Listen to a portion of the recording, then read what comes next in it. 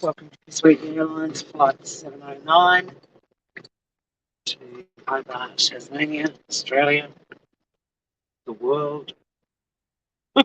Did you do that when you were kids? When you used to have to write your address? I did. Tasmania, Australia, the world. Just in case, you know. It's a delightful 13 degrees. Only heading for a top of 18 today. It's currently 7:10 a.m. and it's dark, guys. Cement shoes, hello, mate. Let's go. Leaving a bit later than usual. I struggle with Mondays. Oh, wait a minute. What's going on with my bracket?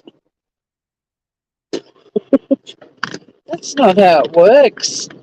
Hang on, I'm going to have to pull over. I can't do it here. I'll pull over on the side of the road. I had work done on my car last week after it broke down. Oh, good heavens. Right. We've got some work to do. Hang on, guys. There's a little place I can pull over up here. I think I saw Scout come in and now my screen is nowhere to be seen for me to read. So I'll just pull over down here. I just chucked the bracket back on, but I forgot there's a science to it, guys. Hope you and your own seatbelts. We don't provide any of that shit. All right, let's see what's going on here. I really thought that was how my bracket goes. It is how my bracket goes. It's just not how my phone goes. My phone was round the wrong way. All right. Let's make sure it's as tight can be. Oh, almost. Oh, wait. Uh-oh. I told you it's a shitty airline. What do I have to do to prove it? That's really weird. It feels like it's loosening it whichever way I turn it. All right, it seems to be stable. All right, let's hit the road, Jack. It's still dark. It looks a lot lighter to you guys. I left the front porch light on. That's all right. Doesn't need to be on all day, but never mind.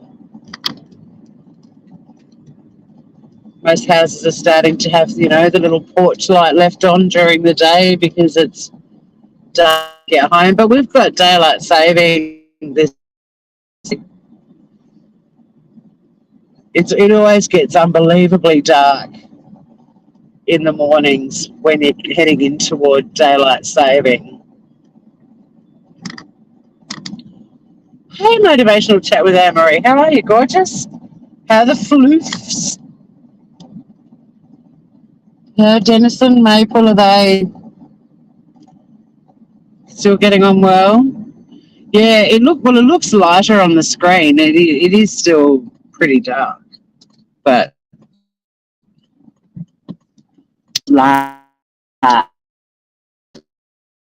mentioning daylight saving, now I'm half expecting somebody to leave a comment like they did last time we had daylight saving, telling me I was, how do I say it in polite terms? Essentially, they called me an effing idiot because I must have said something about in my life about how daylight saving I was still a bit wonky from it. Because it takes me a couple of weeks to adjust. I think it takes most people. And they came into my comments like a wrecking ball, no, hey, you sound like fun, or you.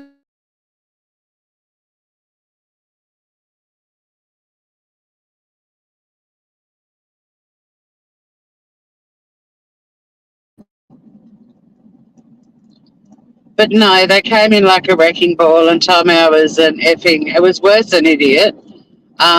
It's a word that YouTube does not like at all.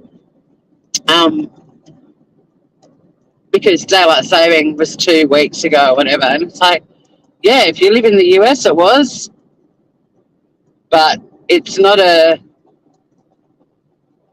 it's not like the full moon, that's going to happen for the whole planet at the same time. Like, countries actually choose it. Just because it happened in America 2 weeks ago, didn't happen in Australia. But thank you for calling me an effing R word for talking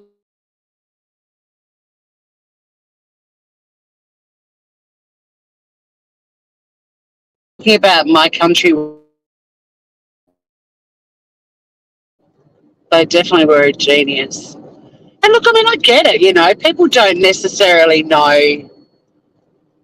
I mean, I take an interest in world news, but the only reason I knew you guys in the States had daylight saving recently was because my friend who lives in San Diego was chatting to me about it. Like, it's not something, it's not high on my list of priorities for information I must have to function in this world. But that being said, um, if you're going to correct somebody or call somebody out, I mean, I personally think, a little bit of research first doesn't go astray. I mean, holy hell, how quick is it to Google something and get an answer, But if you think whatever reason you're right, then just politely comment and say, you sure about that? Or wasn't daylight saving 2 weeks ago? You don't come rolling into my channel, never engaged with me before, and calling me an effing R word when you're wrong. So, yeah, this is what we deal with as YouTube creators. And the creators that go, just ignore them, they're trolls. No, I'm calling them out.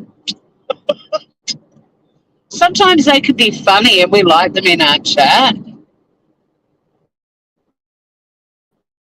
Like that, I just think they're the people that write, you're an idiot, but they spell it Y-O-U-R. That cracks me up all the time. You're really dumb. Well, wrapped up with a bow, you know.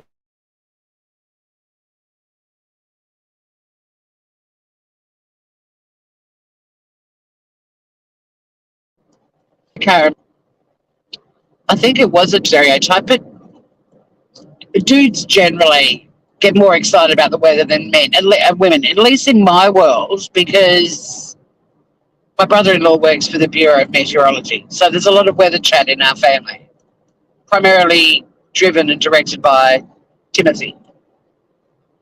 No one calls him Timothy, he's Tim. But, someone just wrote a really long comment, and I can't read any of it. I was at the East Scout just because I dropped in and out. Yeah, thank you, Gorge.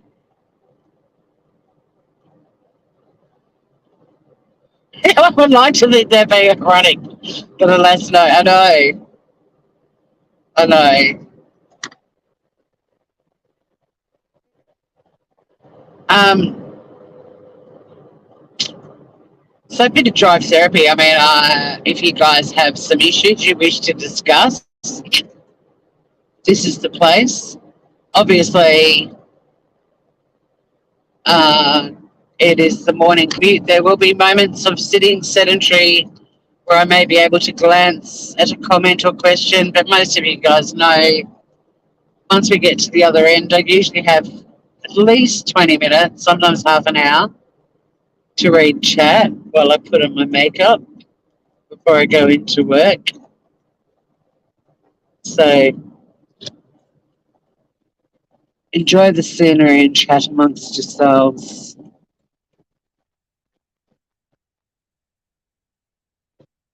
Uh,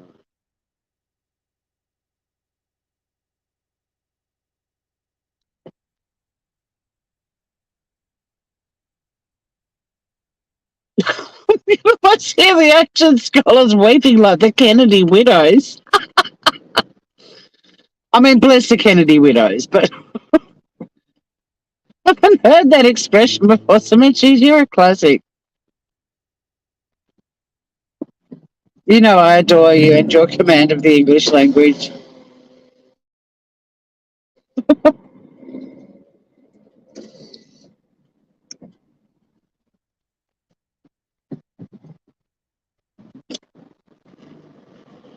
I mean, there's no BS in that statement, is there? There's an awful lot of Kennedy widows. That family, cursed, cursed. So, I'd like to take this opportunity to thank the delightful Emily Flotilla, who messaged me yesterday with the news about Frankie Bruchek Jr. and the lawsuit against Chair Detective. What fabulous news that it's processed through the court to the point where Chair Detective is being served. The particulars of claim, and I think the other wording was like this, not terminology that we use here, but we do use particulars. That's the meaty bit. It's all the information about the suit, all the allegations and so on.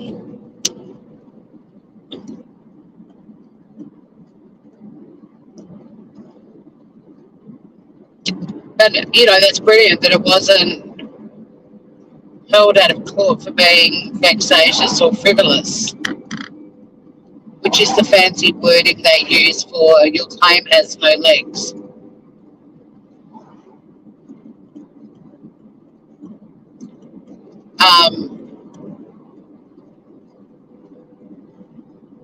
But as usual, there's always the horrible people out there who are just so blinded by the creators they follow. Like, I'm asking you guys emphatically, if I ever do or say anything that makes you go, what the? Please talk to me about it. Reel me back in. I'm proud to say, going live on YouTube for 5 years, no one has ever said to me, you've crossed the line, get back in line. And I am a bit of a line crosser in my everyday life.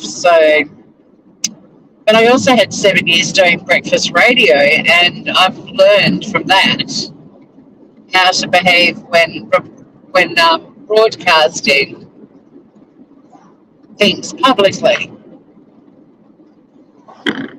I take a fairly conservative approach.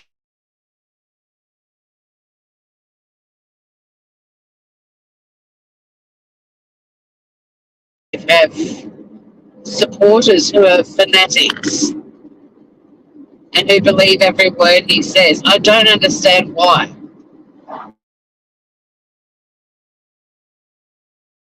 You've got to, on YouTube, take everything with a grain of salt. I mean, on this channel, we do stick to the facts, and we're always thinking about the victims in matters that we talk about on the true crime sphere, but also on this channel, just talking about everyday stuff and being a bit of a vlog channel. And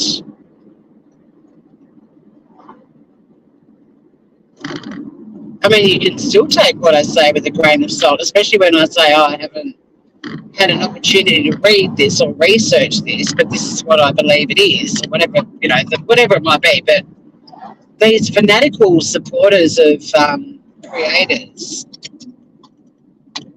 I don't know why they think that they're I don't know why their supporters think that they're these sort of untouchable, perfect human beings with all the requisite qualifications to speak on the topics they speak on, and I don't go to YouTube to research. Well, I mean, no, I do go to YouTube to research stuff, but I listen to like verified experts. But I don't go to like the true crime community or even the drama community expecting to be blown away with mountains of facts. I mean, some of the best true crime creators on YouTube get shit wrong, you know, like it's not the highest resource for credible research, is what I'm trying to say.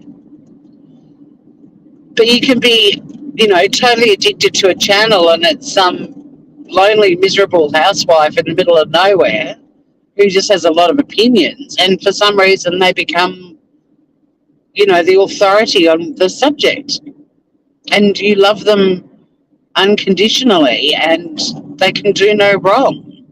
An armchair detective isn't a middle-aged housewife in the middle of nowhere. I mean, he kind of is. Just that's just my personal opinion. Hey, Joman, you watched the replay, Scout? It's kind of exciting news, right?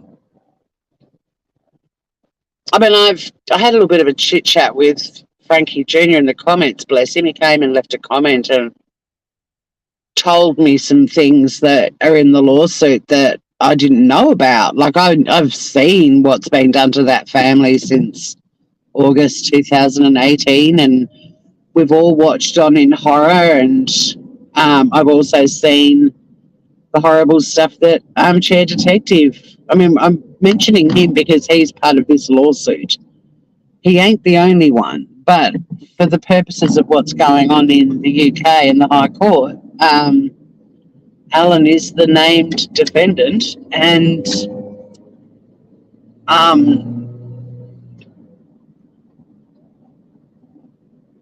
I'm well aware of the hideous stuff he does. But the lawyer in me, and the focus of the Smooth Criminal podcast channel is all about the constantly evolving area of cyber law, and that's the meaty stuff I want to talk about. That's the substance. I mean, I've been asked many times to join the anti-armchair detective crusade, and I very much have felt horrified. I have been completely horrified witnessing what he's been doing. But I don't have that kind of, I don't have the time, for starters, to commit to just calling out creator, which is why there's a fair bit of variety on the Smooth Criminal channel. But when you've got a lawsuit filed, bring it on. Now, there are other YouTubers that are being sued for things that don't fall in my sphere of interest, except from a bit of a distance. Like, I'm keeping an eye on the Critical K lawsuit, but there are other YouTubers being sued for, you know, streaming news channels and things like that. That's not my focus. I'm watching the channels that are hurting people. And how many times have we talked about, you know, what is going to change, what's going to stop this stuff happening on YouTube? And I've frequently said I think lawsuits are, at the very least, going to set precedents that could act as a deterrent. At the very least, they can hopefully educate consumers of YouTube so that when they're watching a creator who's crossing a line, they do speak up about it. And even if it's coming from a place of concern, saying, I really love you and your channel, but you're crossing a line, and look at what happened in this lawsuit. That's where this lawsuit has excited me, because it's going to take a while for a proper precedent to be set. It may not be this case alone. I'm hoping it is. But the fact that the court has acknowledged there is a valid claim and they've accepted the documents and it's now proceeding into court is a huge victory. In the scheme of that particular lawsuit, it's a small victory. It's one step. But in terms of a court recognising the damage that a YouTube creator has caused a family and listing that matter to be heard in court is huge. There was a girl that came into my chat yesterday, and I'm hopeless in keeping up with chat, as you guys know, especially when I'm reading from another screen and I'm not even able to look at chat. That's why some creators used to have a person on panel with them. It wasn't so much for them to participate in the discussion, it was for them to see what was happening in chat and mention comments as they were happening, because it was more contemporaneous with what the creator was saying. Whereas for me, I'll go back in chat and you can't pick up tone from a comment, but she was sort of pointing out that people think it's they've already won the case, which is not what I think at all. Like, I'm not saying I'm an expert because I'm a lawyer, but I do know how the system works. And for me, what was exciting was that the court has seen the particulars of claim or the statement of claim, and they've gone, yep, this needs to be heard in court.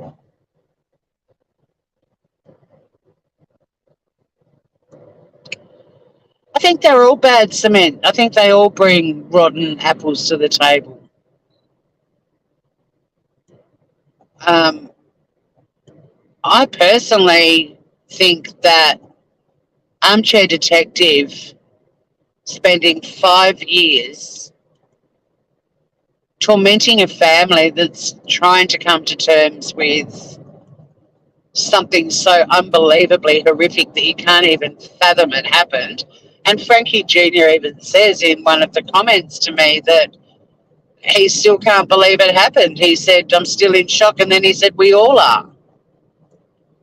And I wrote back and said, I don't think you can ever get your head around something so unfathomable. Like, it's, I don't have words that will help you ever come to terms with it, because I don't know how anyone can.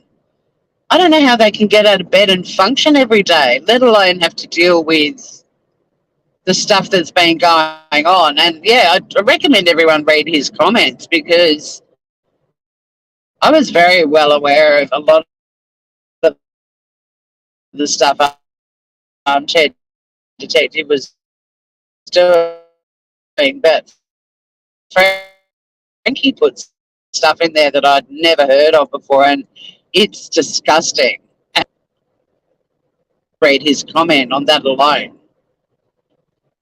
It's a lock AD up and throw away the key reading. And, you know, these YouTube creators will have to be held accountable if there are members of their community who take things offline and do stuff. I mean, I'm hoping ultimately that any individual can be sued. But you've got an area of law that hasn't kept up with the evolution of social media, and also how quickly it's unravelled the behaviour of people on these platforms. But this is a step towards catching up. And that, in my view, is worth celebrating. But like I said, you know, let's chill the bubbles. We're not popping the cork just yet.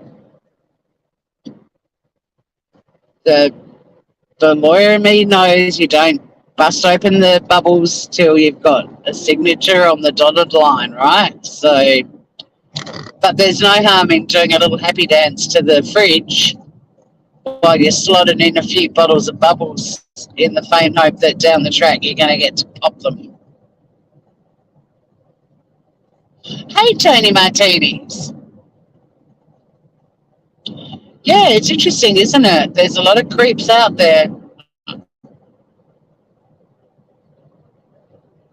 There's a lot of creeps. And the creeps have really big followings compared to the reasonable people. Like, I've had the pleasure of meeting online a couple of other channels in the last 24 hours who are also very excited for the Recheck family that it's one step closer to justice. I mean, to me personally, like the court accepting this claim and listing it for hearing, that is justice in itself, because it's like, yep, you guys have been tormented and harassed and you have a valid claim.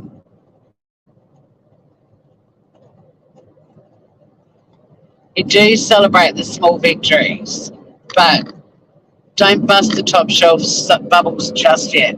I haven't busting a bottle of mid-range bubbles or having a cheeky mega pint, you know, but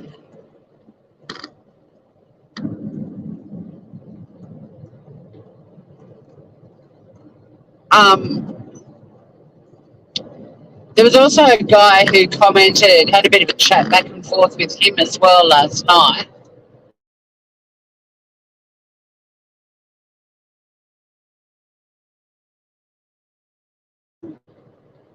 Um, who's put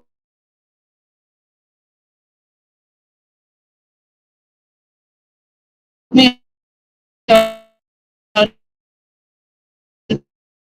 to a case. I've got Belford in my brain, but I actually know an Alex Belford, and I'm not really doxing them because they have a very unusual spelling of their name for starters, but also I talk about people I know frequently without it being malicious. That's what you need for doxing people. But anyway, and I don't really know them. They just put out a really amazing curation journal. But anyway, I do interact with them. But anyway, that's pointless. Anyway, this dude Alex has a channel which is still up on YouTube. I'm not recommending you go there or subscribe or anything. He's got over 300,000 subscribers, but he's actually in jail. He's been jailed for 5.5 years for several offences. The one that's sticking out in memory, because I really only had 5 or 10 minutes to bounce around and check him out before I went to bed. But stalking, I think there were 8 counts of stalking, and he was found guilty on like 4 of them, but other offences as well. The guy's been jailed for 5.5 years, but his YouTube channel's still up. What's wrong with that picture, guys? Now, like, I didn't get to investigate it closely enough because I was also watching a brilliant episode of Survivor and a sensational dumping on Married at First Sight. Like, I was multitasking last night. I was bouncing around. But I'm going to have a look at this guy's case and do it on Smooth Criminal because, again, this is the theme of that channel is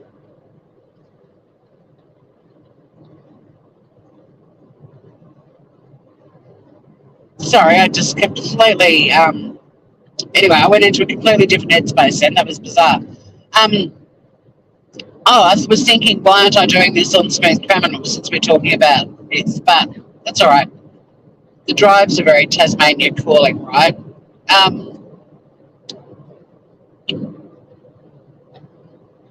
Yeah, the whole point of Smooth Criminal is that we look at the way social media is impacting criminal and civil cases, but also how it's social media is creating new victims, and there's this whole new era of the death vultures, the so-called sleuths who aren't bloody good at sleuthing because I'm still waiting for any of them to solve a case. So I'll be doing a lot of little lives and videos just mentioning some of the people that are currently doing time or facing court over something they've done on their social media platform, be it YouTube, TikTok, Instagram, MySpace.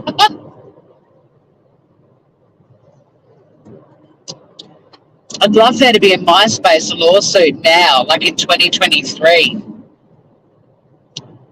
I'd love someone to sue Tom for stalking them for 20 plus years. Your Honour, I joined MySpace in 1997. Actually, I don't know if it's that old, but it was certainly pre-Facebook. As soon as I joined, I had this overly friendly friend called Tom. And Your Honour, it's been 2 decades and he's still there waving at me.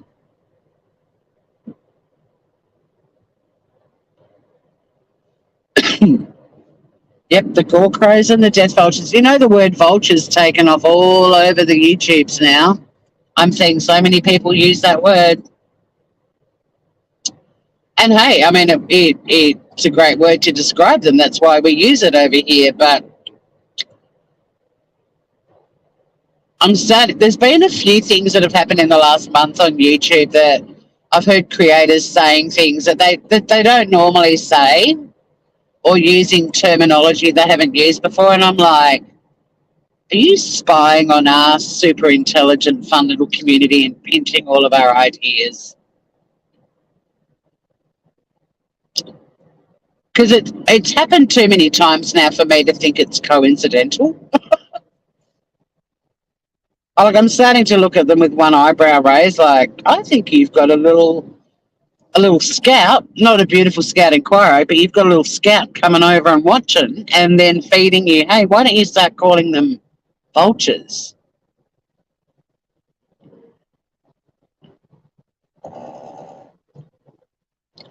Because you notice how tragedy pimps was being flogged all the time. That was the term. Very few of the creators that have been calling out tragedy pimps still call them that. In recent times, and I mean, I'm keeping the word death in front of vultures because vultures themselves, the actual birds, are incredible creatures. I don't want them to be thrown in the same category as Bullhorn Betty or Armchair Detective. No.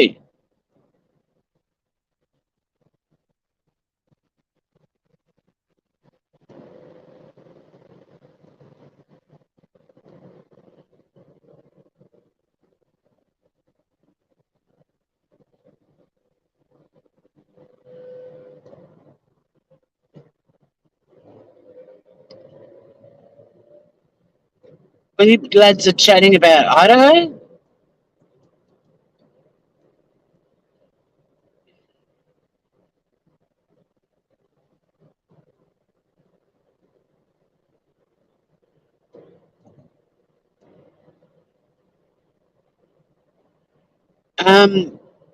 I also listen to a true crime podcast when I fall asleep, not,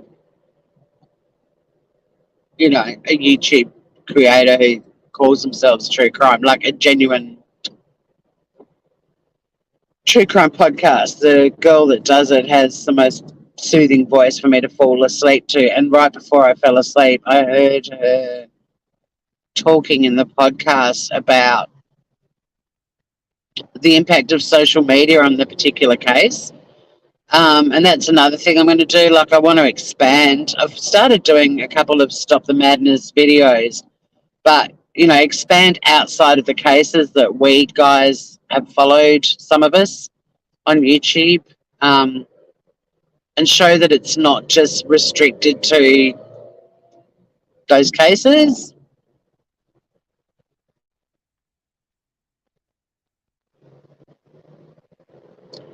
Is that there's Scotty Schmer in the chat? Schmer? Good to see you, Grooves. It's all steps in the right direction, so I'm really happy for Frankie Breachek and his parents and their extended family. I love that he used the word overjoyed because that is such a great word, and it's so lovely to know that that's how they're feeling in this moment because they've been put through hell. I'm overjoyed for them too.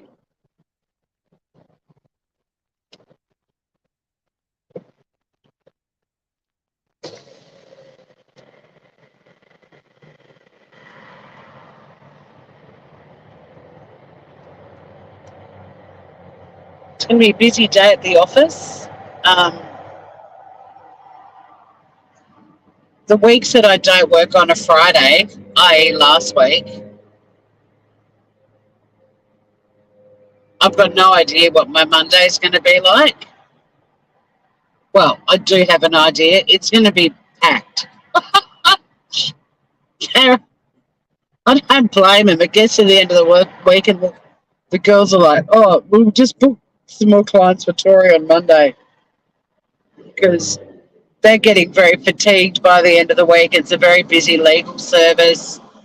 We deal with a lot of clients who are emotionally vulnerable, which in turn impacts us emotionally. And it does get to a point where it's like, yeah, well, we've got some appointments early next week. Let's book you in with Tori. And I'm fine with that. That's my job. But that initial opening up my computer and loading up my calendar, as pretty as it is, we use all the colours on Outlook. It is a very pretty calendar. But yeah, just that initial looking at what my day is like is always terrifying. And then I go, okay, well, I'm just going to remind myself, can only do what I can do is just one client at a time. Remember to breathe. And then I usually go, well, let's see what tomorrow is going to be like, because surely it can't be as bad as today. And it is always as bad as today. Like, I love working part-time, but the downside of being a part-timer is you kind of end up doing 5 days work in the 3 days that you work, I find. Not that my colleagues are slack. They work their asses off too. And I'm more than happy to, take one for the team and give them some breathing space. Because we all need that.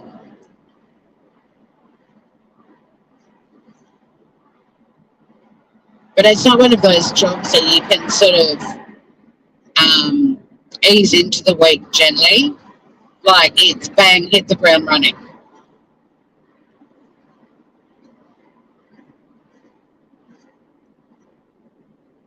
Just gather your thoughts and your brain cells and hopefully get through the day.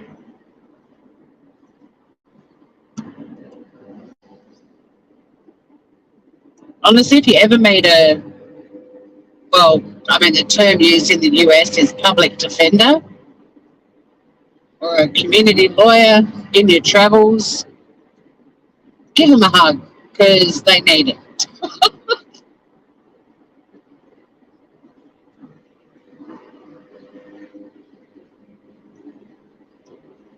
We're the worst paid, most abused lawyers on the planet, which is bizarre because we're empathetic human beings who want to give everyone fair representation and the best representation possible.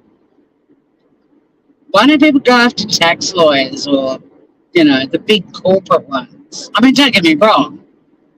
If they're unscrupulous, they do get called out. But we cop a lot of abuse, even just in terms of clients who, for some reason, because we're providing essentially a free legal service to them, the level of respect drops significantly compared to the private clients who pay their lawyers. Like, it's an interesting dynamic because I've worked in both areas. I've worked in several areas of law, but I've been in a corporate firm and I've been in a general practice firm and I've been in a criminal law firm and I've been in public defender offices. But there's something about providing free legal service. It opens the door to being spoken to very badly by our clients and sometimes even abused. But if you're paying your lawyer, it's amazing how different the client is.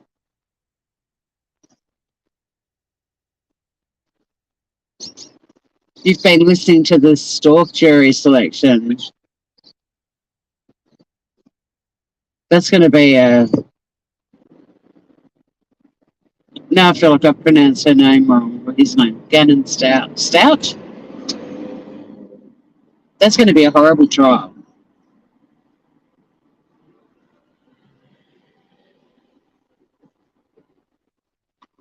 It's Stout, isn't it? I haven't said his name for a long time and now I've forgotten how to pronounce Gannon's surname. Yeah, that's going to be a horrible trial. Jury selection is interesting.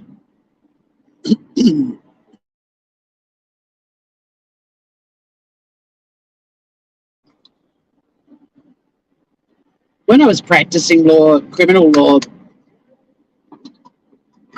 I really wanted to be a juror because, we were dealing with juries all the time and I wanted to be a fly on the wall in the jury room to see what was going on in there.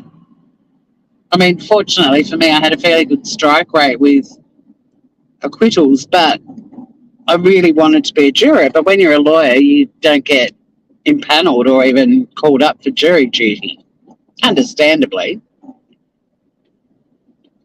So when I stopped practicing law and I was living back here and I got called up for jury duty, I was so excited. I was like, oh my God, I'd forgotten how much I wanted to experience being a juror. Is this my time in the sun? But at the time I was working in breakfast radio, so I was Tasmania is a small place. This isn't my ego speaking, but we don't have a lot of celebrities here. So your little breakfast radio announcers are kind of, well, in fact, any radio announcer is kind of a little celebrity here because we don't have, our commissioner of police is considered a celebrity. Our politicians, there's a small pool.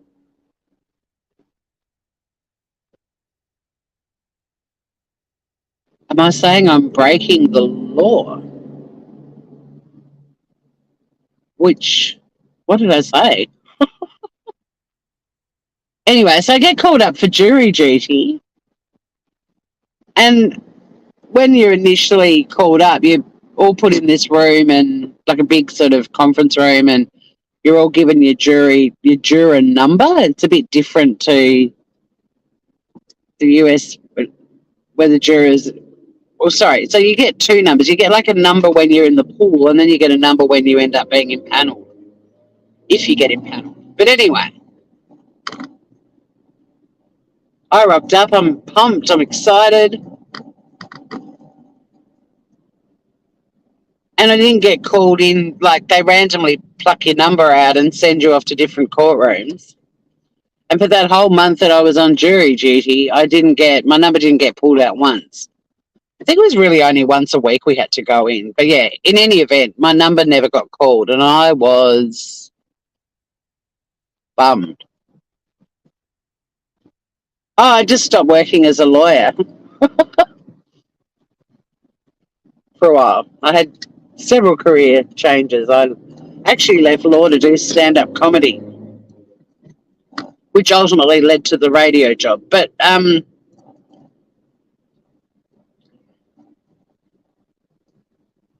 while I was sitting in the jury room, not the jury room, the room where the pool of people were, one of the officers of the court said to me, just so you know, it's highly unlikely you'll be impaneled on any jury because you're a public figure and people know who you are. And you could be deemed to have the capacity to influence the jury and influence people. So it's not looking good for you, kiddo. Like, I'm going to park here for a change. Expect to be challenged, basically. Actually, I feel a bit exposed here, sitting here doing my makeup. But I'm worried if I go downstairs, all the parks will be gone.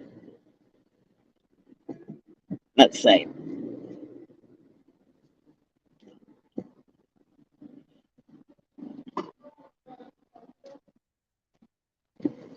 Yeah, there's two parks here, and I know one of them's not reserved. This little one.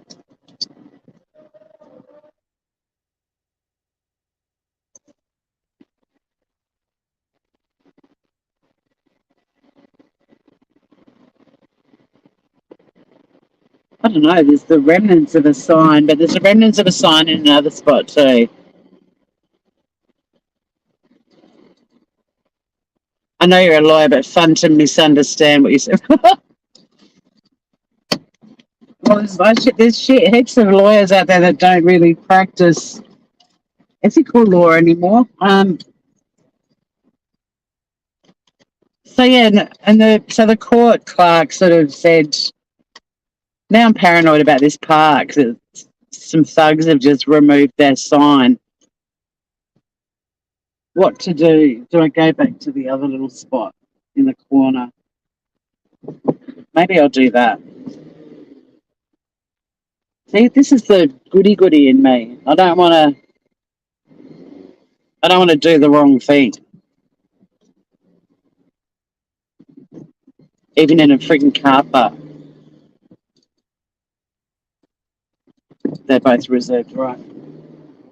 Hopefully, no one comes flying down the ramp. Reversing slowly. No one's flying down the ramp. Awesome.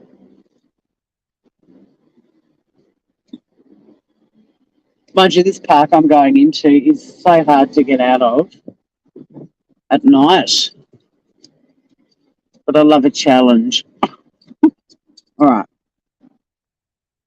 We're right in the corner with Tuba. Yeah, so anyway, I was basically told, you may not.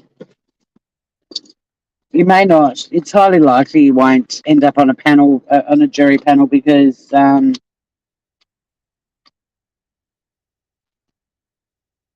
you'll be challenged.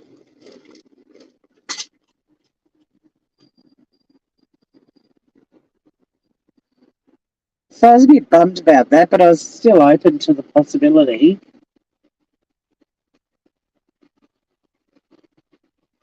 Always follow your intuition. Yeah. I'd hate to inconvenience someone who's paying for a car park, but someone's ripped the sign off. I'm pretty sure that is a park that I've parked in before without any issue, but I'm not 100% sure, so I'm erring on the side of caution. So anyway, I ended up not being called up at all in that particular round, and I was a bit bummed. My chance to see what it was like to be in a jury, as far as I knew, was done and dusted and not going to happen. But then I got called up again, and I couldn't believe my luck. And I put out all the vibes in the world that this time round I didn't get challenged. And I got called into one of the courtrooms for jury selection. And I felt like all my Christmases were coming at once. And then my number got called. When your number got called, you had to stand up and walk over to the jury box and sit in the jury box. So I stood up to walk over to the jury box, and both of the lawyers and the magistrate all at the same time, told me to stop. I know that was precision parking going on there too.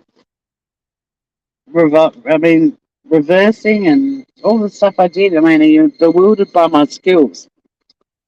You should be. So anyway, all at the same time, two lawyers and the magistrate all said, I can't say my surname because that's, dumb. Dumb thing to do on the YouTubes.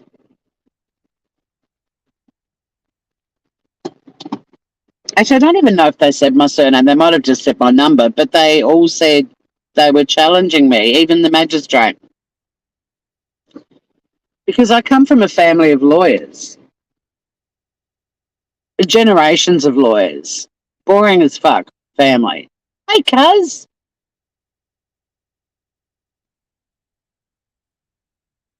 It's like a family business. We don't know anything else, And God, we get criticised for it. It's like, the entitlement. Just because your grandfather and your great grandfather and your father were lawyers, you're so entitled. It's like, I've got a seventh generation butcher down where I live, and do I go to any other butcher on the planet? Fuck no. 7 generations of butchers? Guess what? He's the most amazing butcher in the bloody world. My new mechanic is a 3rd gen mechanic, or might be 4th. Kid knows his shit. But if you're a 3rd or 4th or 5th or whatever generation lawyer or politician, everyone says you think you're entitled. I mean, it doesn't make sense. You still have to go to uni and study law to become a lawyer. Like, you've still got to get the grades and pass the course. Or if you decide to be a politician, which is also in my family, you've got to get voted in. It's not just handed to you on a platter because of your family history. You've got to work for it. Unless you're Alec Murdoch, I guess. Damn.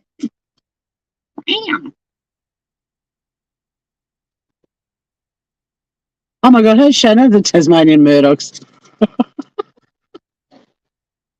My surname is Sunnybum's mum.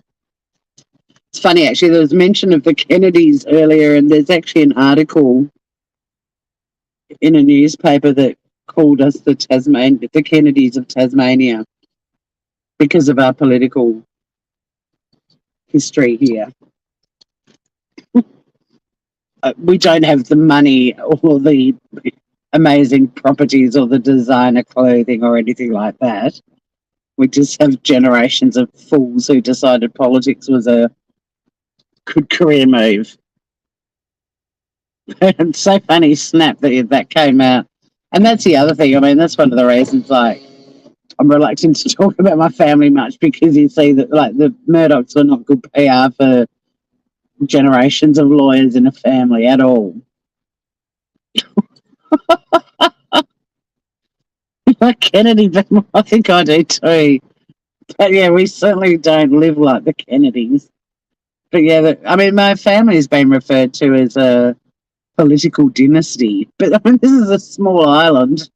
There's not a lot of people to start with. Political dynasty sounds great if you're talking about, I don't know, a country with gazillions of people, not an island with 500,000 people. I mean, it's a small pool, for fuck's sake.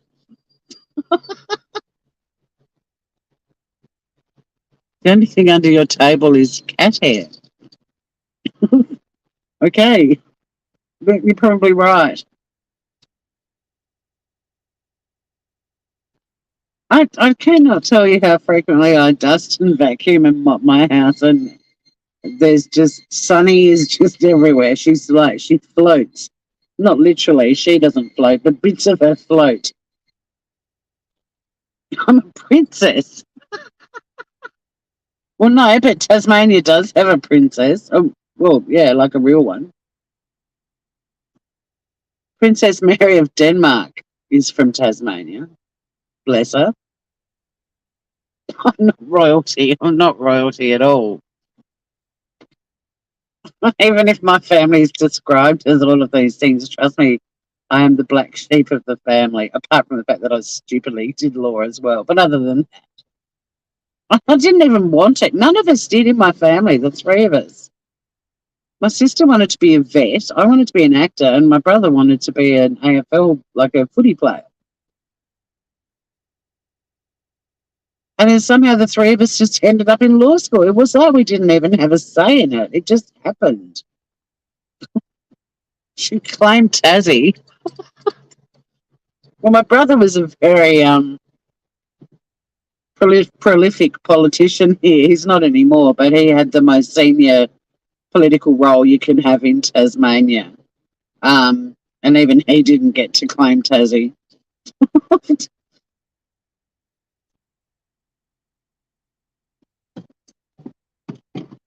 The world has a lot of royal assholes. I know that.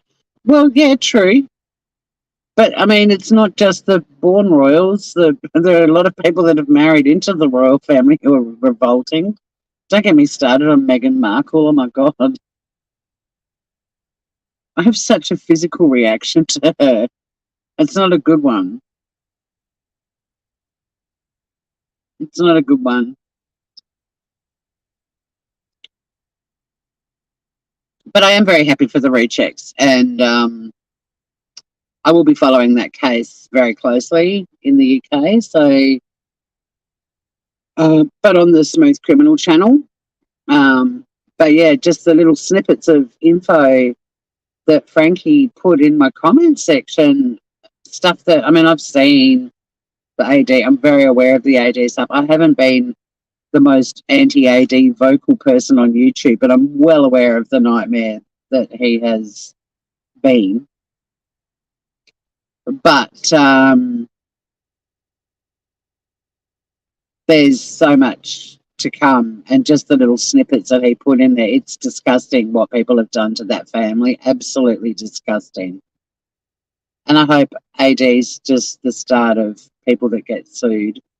I'm glad I didn't donate to the fund while I was live, because you do have to put in your credit card details, by the way, guys. So, well, obviously, if you're donating to something, but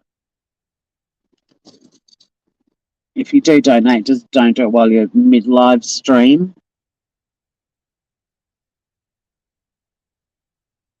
There's one. It's really weird. Like when I was doing stand up, I performed in a club that filmed us every week, or every time we performed there. And I would request footage so I could put together a show reel, and it just I never got it.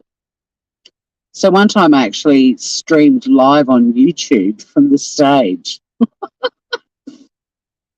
And I stupidly gave my camera or my phone to a guy in the front row. I should have given it a few rows back, because he's too close to me and he's basically filming my snatch region. It's not a very flattering shot at all. I'm horrified, in fact. But it's on this channel. I streamed live on YouTube and did a stand-up routine because I kept asking for footage, and there's not actually a lot of footage of me. Like the guy that managed me when I was in Adelaide, which is where I did a lot of stuff, he never gave us any of the footage that he took. I did a couple of fringe shows and I never thought to get them videoed. I really don't like cameras. So it's amazing I even go live on YouTube. Like I really have an aversion. There's very few photos of me where I just look comfortable, happy and relaxed, because as soon as I see a camera, my face just contorts into a very clear message of get that thing out of my face. And it stems from being in the public eye as a kid because of my dad and having cameras in our faces all the time. I resented the invasion of my privacy. Like, fair enough, if you're interested in my dad, go for it. But do you have to film us all the time as well? But yeah, there is one stand-up gig on this channel, Scout.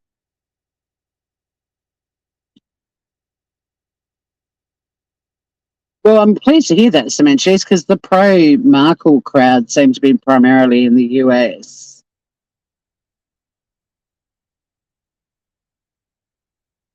She's had a very tough life trying to decide between Prada and Gucci. She's horrible. Yeah, I'd prefer it if you listened to the stand up than watch it. Take that camera out of my face, but make sure you got my good side. I mean, there's a photo of me even when I'm 3 and I'm looking straight at the camera. I'll put it on my community page so you can all have a laugh. But the look on my face is 100% undeniable. Don't take photos of me. I'm not lucky. From a very early age, I did not like cameras. I want my privacy, but yeah, but I think, I don't know. I've followed those boys their whole lives, and I really think that Harry now is a byproduct of his wife and her behaviour. But I also think he's weak because he must have people saying to him, get the fuck out of there. I love listening to Megyn Kelly talking about Meghan Markle. Oh my God, it's so funny.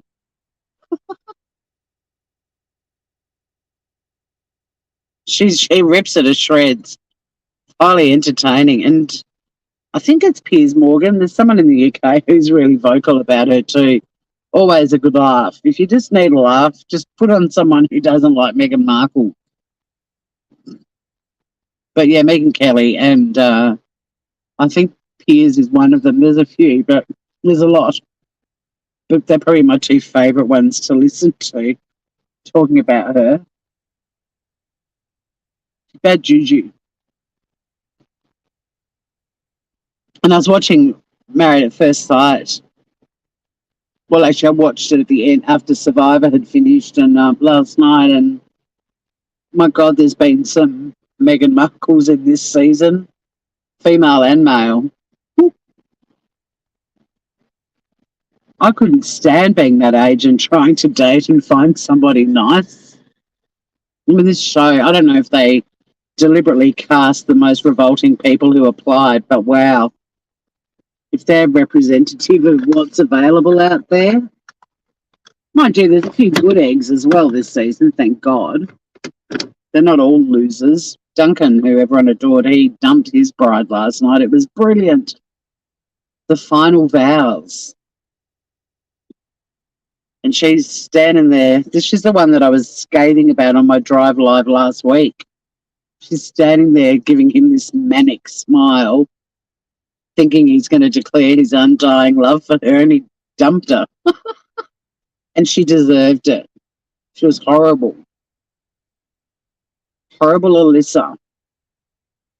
Duncan is free and Australia rejoiced. No reflection on the US, but she is American and she was unbearable. Unbearable. Raised a Mormon, exhibited all manner of antisocial behavioral traits throughout the show, made everything about her, had the experts telling her that she was with one of the most emotionally mature people that's ever been on the show, if not the most emotionally available and mature people that ever had on the show. And she even ignored the experts. And in her final vows, said she was looking forward to changing him and teaching him how to connect with his emotions. She was in tears all the time over everything. She made everything about her. Even when he said positive things about her, she still cut him down. She was draining.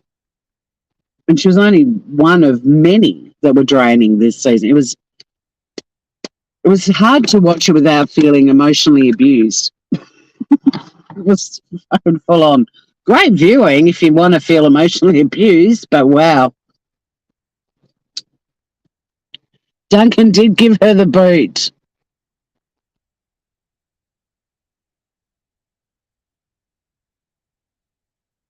Harry has been indoctrinated for sure, possibly drugged.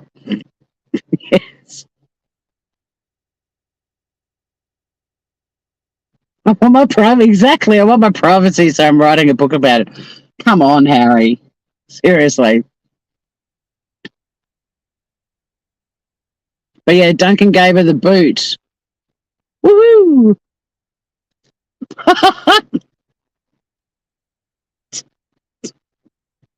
I wish Alyssa, if Alyssa was anything like you, she would not have lost Duncan. My God, Duncan. I talked about Duncan last week, and while I was still live, Scout inquired, Googled it, and spotted him and became Team Duncan very quickly. This is a man who, in an effort to cheer up his constantly miserable wife, had a photo taken of himself with all of her favourite things. So like, she loved roses. So he's got a rose in his mouth. She loves baking. So he's stark naked except for an apron, and he's basically dry humping a KitchenAid on the bed, covered in flour. Look, it was hot, man. And he gave it to her, and she barely smiled. And moments later stormed out and didn't speak to him for 3 days. Not just because of the photo, just because she's an asshole. But oh my God, I mean, hello. Bow chicka bow bow. Go on Google and type in Married at First Sight or MAFS. It's known as MAFS, AU, Duncan KitchenAid photo. Check him out.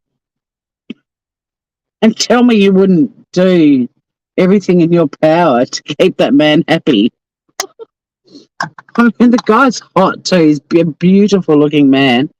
His sister, his family is very genetically beautiful, very genetically blessed. But he's also just extraordinarily divine. Like, this show does not attract Duncans. It's a show of absolute misfits and losers, you know. They get this guy that everyone in the world should get when they're born. Everyone should be given a Duncan, no matter what your sexual orientation. You should just have a Duncan in your life. Take Duncan. Duncan Donut.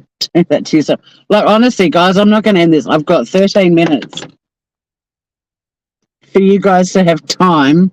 I'm just putting on my mascara to get onto the Google machine and type in Married at First Sight Australia or MAFS AU Duncan KitchenAid and look at the photo and then come back and tell me whether you would spend every second on that show emotionally abusing him or whether you would adore him for the rest of his life. I'm hoping Joman's the one who sees it first for some reason. I'm not ending this live till someone has looked up Duncan and the KitchenAid. There's 6 of you watching.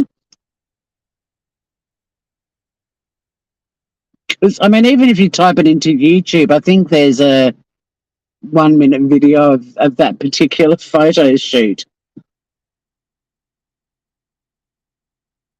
And he's done all of this because she's been this miserable, sobbing, histrionic, melodramatic nightmare who's just been so hideous. And even the experts have said to her, what the fuck are you doing? Like, you've got the best man in Australia. Like, all of Australia well, not all, everyone in Australia who watches the show fell madly in love with him because he's just so gorgeous inside and out. And even the experts are like, Alyssa, stop making it all about you. Wake up. You've got the gem here. She went after he dumped her, she was like, he wants a princess to protect, but I'm a queen. And everyone's commenting on there going, a queen would have recognised Duncan's a king, you know, like, you dumb bitch. But anyway.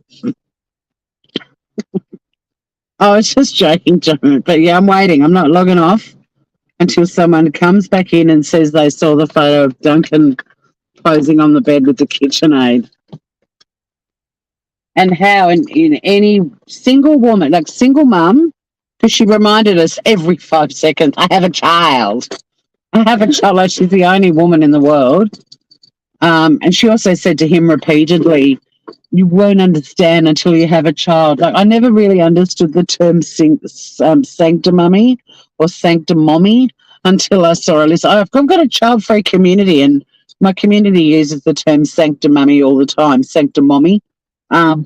She's the epitome of it. This guy was open to being a stepdad, and he knew that it was going to be a bit of an adjustment, and it's not something that he's had any personal experience with so far, but he was really excited to be with her, and he said he would learn, and ultimately wanted to have kids of his own as well. And she's just like, you'll never understand. Well, that's an absolute kick in the guts. What about all the people who've adopted and have, she's saying basically until you've given birth to your own child. That's so insulting to people who've adopted children. My friends who were adopted, their parents were way more committed to giving these children the most amazing life than they were like people like me, biological kids growing up. Like people who adopted, like next level amazing, and their empathy and compassion, and especially I love couples that could have had children and chose to adopt instead. But for this smarmy little girl to be basically saying that unless you give birth to a child, you'll never understand. Like, excuse me? Wait. Scout found him. It's a rose in his... I know, right? Exactly. All the KitchenAid comments. There's a lot of comments about Duncan and mixing and... And he had so much fun doing it, and the girl that took the photos, she's another bride in the series, and she's a model. So she was doing the whole getting to be on the other side of the camera for a chat. It was so fun. And then in comes Alyssa, and Duncan's really excited. And he also booked for them to do an Italian cooking class because of how much she loves cooking. And only minutes later, she lost her shit again and stormed out again. And all of Australia, who was watching the show, lost their minds last night because finally Duncan's free. Ding dong, the witch is dead. What happens to the guy that...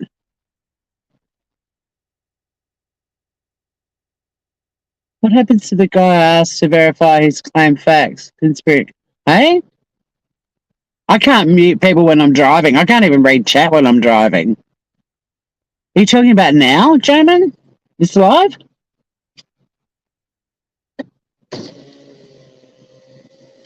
You were chatting with Tony Martini before, but I don't know if he's still here or not.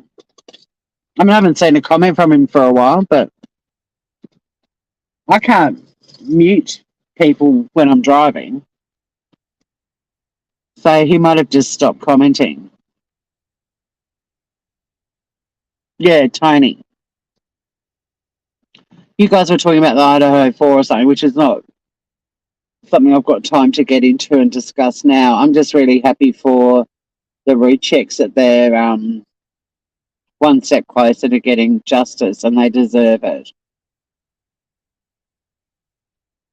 And Chair Detective Alan Vinicum deserves to be sued too. And it saddens me that this is what it takes, that people can't just be decent human beings and not treat victims of the most horrific crimes so appallingly.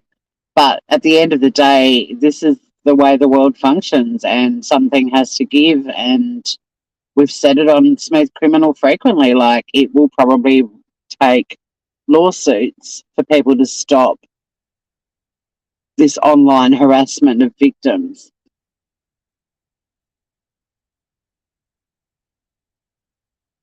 Oh, okay. Yeah, well, I mean, as far as Idaho goes, I'm just waiting till the hearing in June. There's no point going live or talking about that until then. There's so much crap out there, as always, with every case, and that's another absolutely horrific case that's just being totally milked for creators' advantage. with many new victims being created. But anything that people are talking about now, if it doesn't come out in court, it's not a fact. So I'm not interested in engaging in any aspects of that case that aren't fact based. Yep, nothing is verifiable. And I mean, it'll be fascinating when it does get to court because, I mean, will it shut people up? I don't know. Or will it prove people correct? Maybe, but it hasn't yet.